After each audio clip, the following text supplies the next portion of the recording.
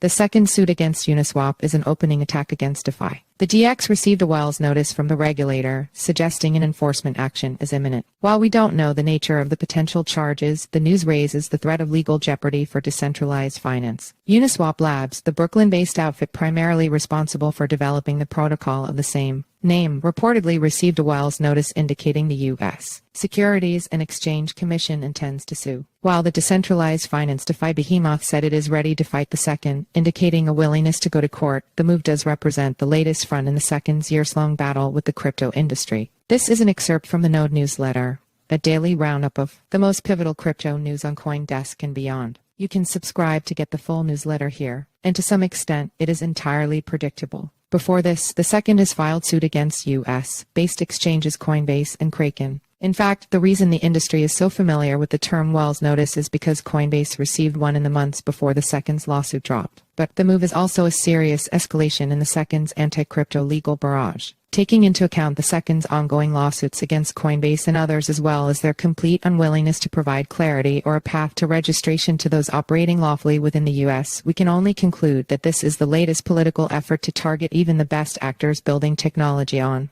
blockchains, Uniswap said on a blog announcing the Wells notice. The second's biggest crypto cases so far have been after centralized institutions, the aforementioned centralized exchanges Coinbase and Kraken, and the company behind the XRP cryptocurrency, Ripple. Suing the organization behind a decentralized protocol like Uniswap is uncharted territory. Perhaps the closest example on the books would be the second's case against Elbri, which built a decentralized alternative to YouTube that was forced to shut down after a lengthy appeals process with the U.S. Securities Watchdog. The second alleges Elbri sold unregistered securities via a utility token launch and initially sought $22 million in fines but lowered that to $111,000 after acknowledging the company's financial struggles. See also what happens if the second classifies ETH as security. The ongoing international cases against the developers of Tornado Cash might also be instructive, considering those cases in the U.S. and the Netherlands have become symbols of whether or not individuals are responsible for how their self-executing code is used after releasing it to the public. The second is very imaginative in the ways that you can be violating their rules. Bill Hughes, Senior Counsel and Director of Global Regulatory Matters at Consensus, told CoinDesk. Part of the issue, conceivably, is that Uniswap Labs runs the biggest portal onto the Uniswap protocol via Uniswap.org. Another potential concern is the UNI governance token, launched to give users some control over protocol governance but could be twisted to look like a securities offering. That said, Hughes doesn't think the second will pursue cases against Uniswap token holders or users. If you are one of those and a little freaked out, take a breath and calm down, he said on X. If they were also going to sue you, then you'd be getting an email from the second asking to talk to you on the phone.